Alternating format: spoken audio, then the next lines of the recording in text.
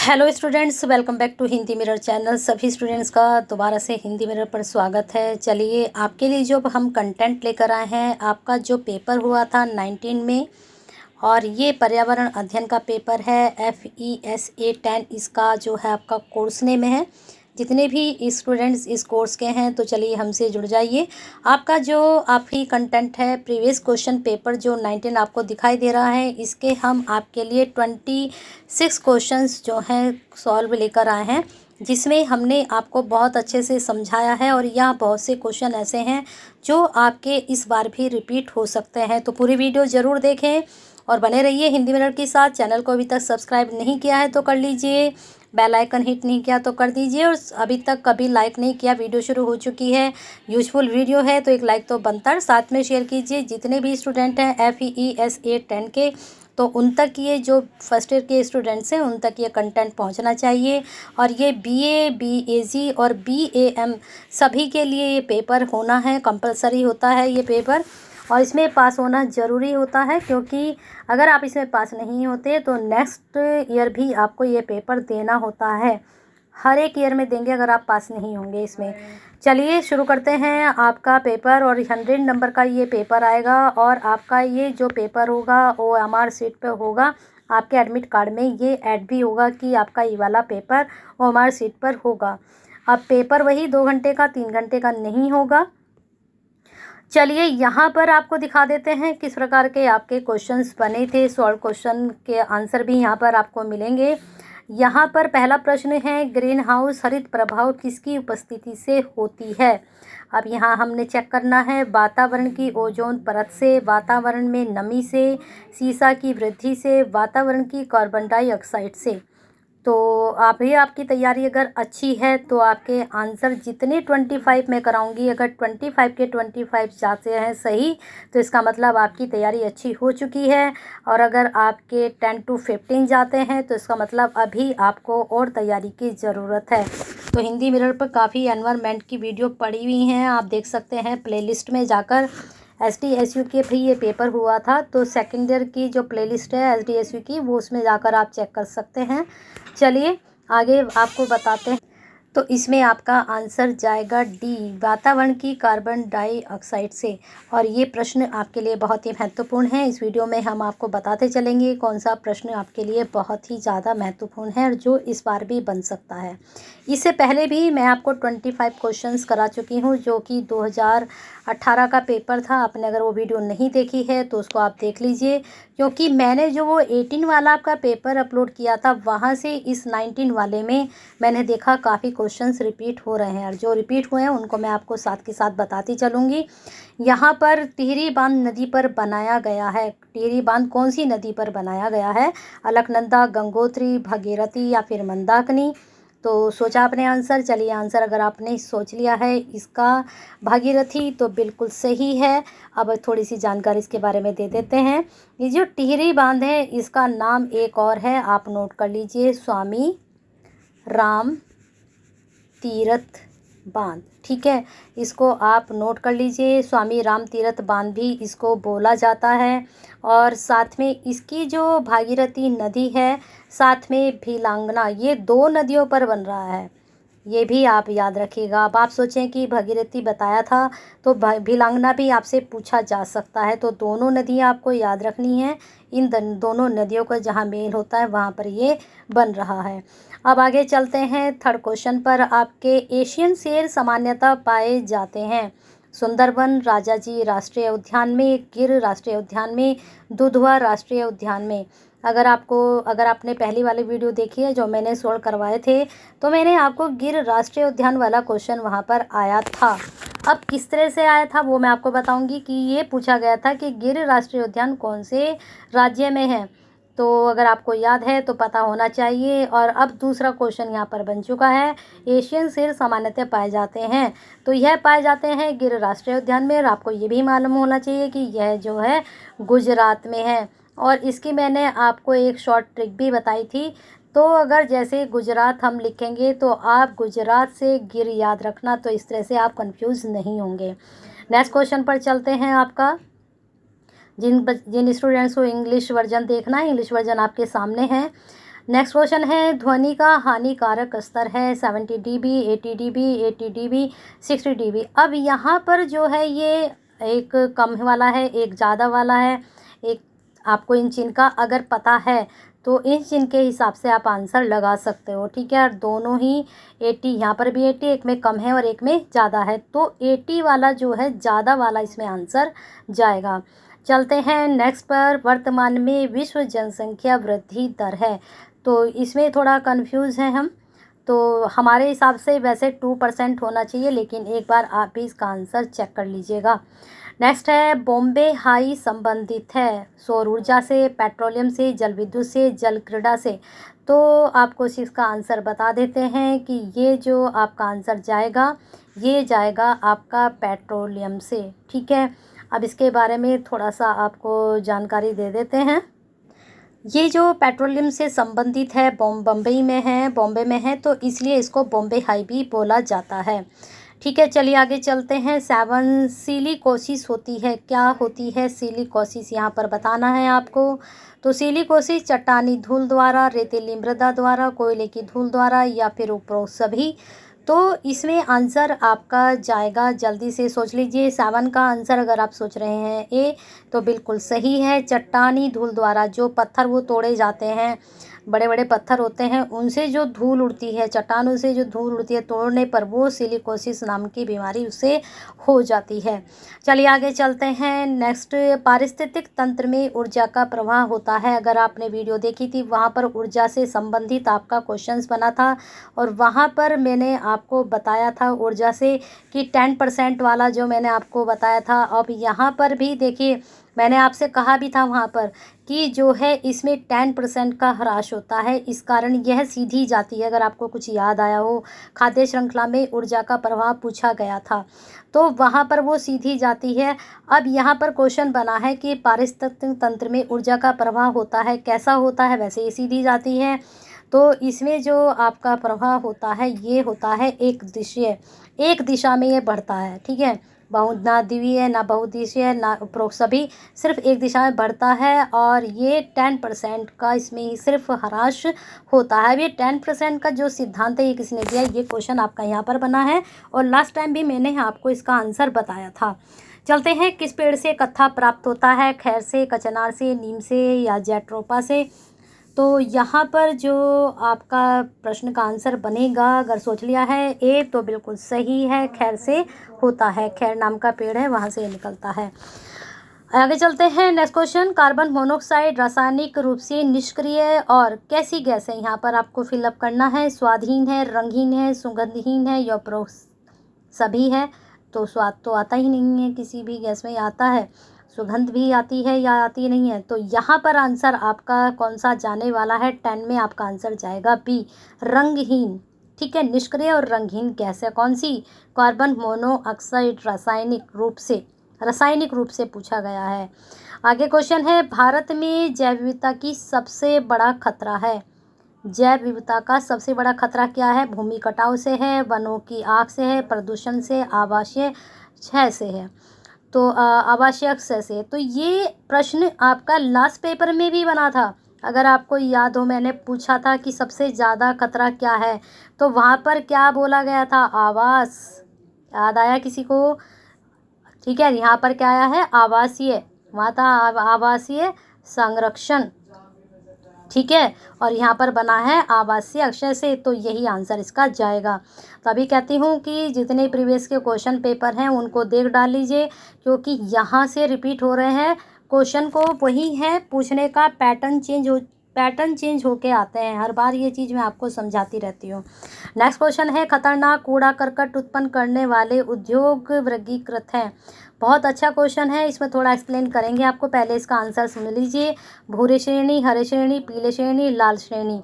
अब यहाँ पर ये जो कूड़ा करकट है, खतरनाक जो उद्योग वर्गीकृत है, वो लाल श्रेणी में है। अब यहाँ पर ये जो बाकी रंग हैं इनका कोई भी मायने नहीं है, क्योंकि लाल के बाद यहाँ पर नारंगी, हरा भी लिया गया है, लेकिन पीला नहीं लिया गया है और ना ही भूरा लिया गया है, ठीक है। अब इनका थोड़ा सीक्वेंस से आपको बता देते हैं। सबसे ऊपर जो है लाल रंग है, सबसे ज़्यादा उत्पन्न कौन करता है? वह लाल रंग के जो उद्योग हैं वो करते हैं। वो जो कूड़ा निकलता है तो उसको लाल रंग का नाम दिया गया है। ठीक है, अब ये जो शुरू किया गया था ये रंगों वाला कि जो उद्योगों से निकलेगा उसको उनको उन्होंने बांटा अलग अलग कलर में। लाल में नोट कर लीजिए नारंगी, सेकंड नंबर पर नारंगी है। ये सीक्वेंस से याद करने हैं आपको। हो सकता है इस बार कोई सा और रंग पूछ लिया जाए, हरा और फिर सफ़ेद। ठीक है, ये 4 कलर इन्होंने माने हैं। अब यहाँ पर सीक्वेंस अब इनको बताएंगे। अब ये माना कब गया? ये माना गया 7 अप्रैल से, जब ये इनके कूड़े थे जो उनको नाम दिया गया, कुछ कूड़े करकट को 7 अप्रैल 2015 से ये नाम दिए गए। और ये नाम किसने दिया ये भी नोट कर लीजिए। ये नाम दिया जल पर्यावरण, ठीक है, जल पर्यावरण मंत्रालय ने ये नाम दिए थे कूड़ा करकट को। अब ये लाल वाला जो कूड़ा है इनको अंक दिए गए। लाल वाले कूड़े को दिए गए 60 अंक। ठीक है, अगर ये 60 तक है और 60 अबाउ है तो इसका मतलब वह लाल की श्रेणी में जाएगा और ये बहुत खतरनाक होगा। और नारंगी को दिए गए इन 30 से 59 तक। नोट कर लीजिए ये सब। फिर यहाँ पर उसके बाद आपके हरे रंग को दिए गए 15 से लेकर 29 तक। तो अगर 15 से लेकर 29 तक इसके अंक जा रहे हैं तो ये जाएगा हरे रंग में। उसके बाद जब लास्ट वाला आपका सफ़ेद बचता है, सफ़ेद में इन्होंने दिया गया 15 से नीचे, यानी कि जिसके 15 से नीचे का स्कोर होगा वह पर्यावरण के लिए हानिकारक नहीं होगा कूड़ा, और वह पर्यावरण के अनुकूल होगा, ना कि प्रतिकूल होगा। अनुकूल प्रतिकूल तो आपको पता होंगे ना। तो यहाँ पर ये पूरा मैंने डिटेल आपको बता दी है। इन फ्यूचर भी आपका कोई सा भी कलर पूछा जाए, कैसे भी पूछा जाए, आंसर बिल्कुल आपके दिमाग में बैठ चुका है। अभी नहीं, इन फ्यूचर भी आप किसी भी कंपटीशन में बैठते हैं तो वहाँ आपके ये आंसर काम आने वाला है और हमेशा भी याद रहने वाला है। चलिए आगे चलते हैं आपके 13 पर। घास कीट मेंढक सांप में मेंढक है। मेंढक क्या है? इसमें यहाँ पर बीच में दे दिया गया है इसको, क्या है मेंढक? द्वितीय उपभोक्ता, प्रथम उपभोक्ता, द्वितीय उपभोक्ता या फिर AC दोनों। ठीक है, तो यहाँ ये द्वितीय उत्पादक है। तो आपको बता दें उत्पादकता का कोई काम ही नहीं यहाँ पर। यहाँ उपभोक्ता है क्योंकि एक दूसरे को खा रहे हैं। ये तो पैदा तो कोई चीज़ करते ही नहीं ना, जो चीज़ों को पैदा करते हैं वो उत्पादक होते हैं। ठीक है, अब यहाँ पर हम बता देते हैं प्रथम उपभोक्ता में कौन आते हैं। प्रथम उपभोक्ता में वो आते हैं जो शाकाहारी होते हैं। शाकाहारी तो समझते हो ना, शाकाहारी मांसाहारी। तो जो वेज होते हैं, नॉन वेज होते हैं, तो जो आप सिर्फ घास फूस ही खाते हैं वो शाकाहारी के प्रथम उपभोक्ता में आते हैं। जो मांस खाते हैं, घास नहीं खाते, वो द्वितीय उपभोक्ता में आते हैं। समझ गए? अब आप खुद से इसका आंसर फटाफट बता दीजिए। तो मेंढक किस में जाएगा? फटाफट बताइए आंसर किस में जाएगा। 13 का आपका आंसर अगर आपने सोच लिया है ए द्वितीय उपभोक्ता, तो बिल्कुल सही है। किसको खा रहा है यहाँ मेंढक? कीट को खा रहा है ना। तो अभी कीट वाला भी आंसर आने वाला है। कीट किसको खाता है? घास को। सांप किसको खाता है? मेंढक को। मेंढक खाता है कीट को, कीट खाता है घास को। तो यहाँ पर चलते हैं, समझ में आ गया ना द्वितीय तृतीय। चल आगे चलते हैं। 14 का आपका क्वेश्चन है जनसंख्या अध्ययन कहलाता है डेमोग्राफी, बायोजियोग्राफी, टोपोग्राफी या फिर बायोग्राफी। अब यहाँ पर जो आपका आंसर जाएगा ये जाएगा आपका ए डेमोग्राफी, इसको बोला जाता है, जिसमें जनसंख्या अध्ययन किया जाता है। अब ये जो जनसंख्या अध्ययन से संबंधित डेमोग्राफी जो पुस्तक लिखी है, इस पुस्तक के लेखक का नाम लिख लीजिए, श्री नारायण गुप्त। ठीक है, ये प्रश्न भी आपका एग्जाम में बन सकता है। मैंने कहा ना प्रश्न वही होते हैं, पूछे जाते हैं अलग तरीके से। सबसे बड़ी चिड़िया है मोर, पेंगुइन, शुतुरमुर्ग, क्रेन। बिल्कुल सभी को पता है कि सबसे बड़ी चिड़िया तो वैसे शुतुरमुर्ग मानी गई है। ठीक है, लेकिन यहाँ पर चिड़िया के बारे में पूछा गया है, तो चिड़िया जो है यहाँ पर इसका ऑप्शन नहीं है, लेकिन फिर भी मैं आपको बता देती हूँ चिड़िया है। वैसे एक मिनट, पहला है ये, पहला नहीं है, पहला गोर्निस। नोट कर लीजिए, पहला गोर्निस सैंडर्सी। अगर यहाँ पर ऑप्शन नहीं है फिर भी अगर हो सकता है इस बार ये वाला ऑप्शन मिल जाए आपको, तो कॉन्डोर भी ये बोली जाती है, कॉन्डोर भी इसका नाम है। तो नोट कर लीजिए। वैसे शुतुरमुर्ग भी इसमें आंसर सही जाएगा। अब यहाँ पर है फूना, वैसे यहाँ पर फना है लेकिन फूना है। फोना शब्द है पौधों के लिए, विषाणु के लिए, जंतु के लिए, सूक्ष्म जीवों के लिए। तो 16 का आपका आंसर जाने वाला है क्या, जल्दी से बता दीजिए। पौधों के लिए फोना इज टर्म फॉर प्लांट्स। ठीक है, चलिए आगे चलते हैं। नेक्स्ट, जैव विविधता का संरक्षण किया जाता है। बिल्कुल सही आंसर आपको बताना है। राष्ट्रीय उद्यान व चिड़ियाघर में, वानस्पतिक उद्यान में, वन्यजीव अभयारण्य में, उपरोक्त सभी। तो जैव विविधता का संरक्षण सभी में होता है। नेक्स्ट है, निम्न में से किसमें सबसे कम जैव विविधता होती है या जैव विविधता है। तो जैव विविधता के भी हैं कि सबसे ज़्यादा कहाँ है, मध्यम कहाँ है, निम्न कहाँ है। तो ये भी होता है। तो रेगिस्तान, समुद्र, तालाब या फिर नदी। तो सबसे कम जो होती है वह रेगिस्तान में होती है। नेक्स्ट क्वेश्चन, पारिस्थितिक पिरामिड की संकल्पना विकसित की थी। बिल्कुल मैंने लास्ट वीडियो में जो आपका पेपर अपलोड किया था सॉल्व, वहाँ पे भी पिरामिड के बारे में मैंने आपसे कंसल्ट किया था। वहाँ पर सिर्फ पिरामिड के बारे में मैंने आपको बताया था, लेकिन यहाँ पर पूछा गया है कि इसको बताया किसने, इसकी संकल्पना किसने की। तो इसमें जल्दी से आंसर बताना है आपको, जल्दी से लगा लीजिए। अगर आप लगा रहे हैं आंसर 19 का क्या, बी एल्टन। ठीक है, और चार्ल्स एल्टन भी। अब यहाँ पर एल्टन है, ठीक है, चार्ल्स भी है इनका नाम, चार्ल्स एल्टन। एल्टन से पहले चार्ल्स है, और ये ब्रिटेन के थे। ये भी आप नोट कर लीजिए, हो सकता है इस बार आपसे पूछ लिया जाए कि पिरामिड की जो संकल्पना की चार्ल्स एल्टन ने, वो कहाँ के थे। तो ये ब्रिटेन के थे, और 1927 में इन्होंने ये बताया था। ठीक है, चलिए आगे चलते हैं। खाद्य श्रृंखला में 10% ऊर्जा अंतरण का नियम प्रतिपादित किया था। बिल्कुल इसका आंसर लास्ट वीडियो में मैंने बताया हुआ, वहाँ जाकर चेक कीजिए मैंने क्या आंसर बताया था इसका। चलते हैं अगले क्वेश्चन पर। आपकर पुस्तक प्रजातियों, ये पुस्तक का नाम है प्रजातियों की उत्पत्ति किसने लिखी। बहुत अच्छा क्वेश्चन बन सकता है एग्जाम में। तो अरस्तू ने, चार्ल्स डार्विन ने, अर्नस्ट मेयर ने, या वाटसन और क्रिक ने। दो के नाम यहाँ पर दिए गए हैं। तो आंसर आपको इसका बता देते हैं जल्दी से। अगर आपने सोच लिया है तो 21 का बी लगा लीजिए जल्दी से, चार्ल्स डार्विन ने। और यही क्वेश्चन हो सकता है रिपीट हो जाए। नेक्स्ट है, न्यूनतम छिद्रिल मुद्रा है। ये वाला क्वेश्चन हमने नहीं किया, इसका आंसर आप खुद से देख लीजिएगा। लेकिन अगर हम मानेंगे तो हम चिकनी मृदा को मानेंगे, बाकी आप चेक कर लीजिएगा एक बार। नेक्स्ट क्वेश्चन है, सर्वाधिक जैव विविधता पाई जाती है। देख लिए, ऊपर वाले क्वेश्चन में आपसे कम पूछी गई थी और यहाँ पर आपसे ज़्यादा पूछी गई है। लेकिन यहाँ पर क्या पूछा गया है, यहाँ पर देश का नाम पूछा गया है। वहाँ पर क्या पूछा गया था कि किस उसमें पाई जाती है, प्राकृतिक उसमें।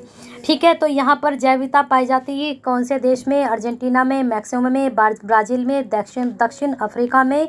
तो सबसे ज़्यादा जो देश में पाई जाती है वह है ब्राज़ील में। ठीक है, लगा लीजिए।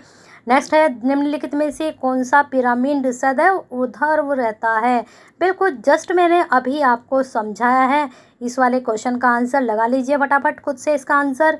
नेक्स्ट है, निम्नलिखित में से कौन सा प्राथमिक उत्पादक है। बिल्कुल अभी अभी समझाया है, जल्दी से बताइए कौन सा आंसर है। कमेंट बॉक्स में इसका आंसर समझा दिया। आप देखते हैं आपकी कितना समझ में आया। प्राथमिक उत्पादक और द्वितीय उत्पादक। ठीक है, उपभोक्ता, यहाँ पर जो आपका प्राथमिक जाएगा तो बिल्कुल मैं आप जो सोच रहे हैं आंसर वही जाएगा, लगा लीजिए जल्दी से। प्रथम राष्ट्रीय जल नीति वर्ष में प्रभावी हुई। प्रथम पूछी है यहाँ पर, जो राष्ट्रीय जल नीति थी वो कब प्रभावी हुई। 2000 में, 1999 में, 2001 में, या फिर 1987 में, 2000 में, 1999 में, 2001 में, या फिर 1987 में। तो जल्दी से इसका आंसर बता दीजिए। इसका आंसर अगर आप सोच रहे हैं 26 का डी, तो बिल्कुल सही सोच रहे हैं, 1987। अब इसकी थोड़ी सी बता देते हैं 1987 के बारे में आपको। 1987 में ये प्रथम राष्ट्रीय जल नीति प्रभावी तो हो गई थी, लेकिन अब जैसे हमारा जो संविधान बना था वो आपको पता ही है, लेकिन इनमें बहुत सारे संशोधन हुए, उनके नाम दिए गए हैं। ऐसे ही इसमें भी 2 बार संशोधन हो चुका है। एक बार हुआ है इसमें 2002 में और एक बार हुआ है 2012 में। ठीक है, ये भी आप नोट कर लीजिएगा। हो सकता है इस बार आपसे संशोधन ही पूछ लिया जाए कि प्रथम राष्ट्रीय जल नीति में प्रथम संशोधन कब हुआ या द्वितीय संशोधन कब हुआ। तो दोनों ही साल याद रखिए, 2 और 12, बिल्कुल अच्छे से याद रहेगा। चलिए बने रहिए हिंदी मिनट के साथ। 26 आपको करा दिए हैं। 1-2 क्वेश्चन के आपसे आंसर पूछे गए हैं, कमेंट बॉक्स में ज़रूर बताइएगा। और एक लाइक कर दीजिए, फटाफट शेयर कर दीजिए, सभी स्टूडेंट तक पहुंचनी चाहिए वीडियो। और कमेंट बॉक्स में कमेंट करिए, और अगर अभी तक सब्सक्राइब नहीं किया है तो करके जाइएगा।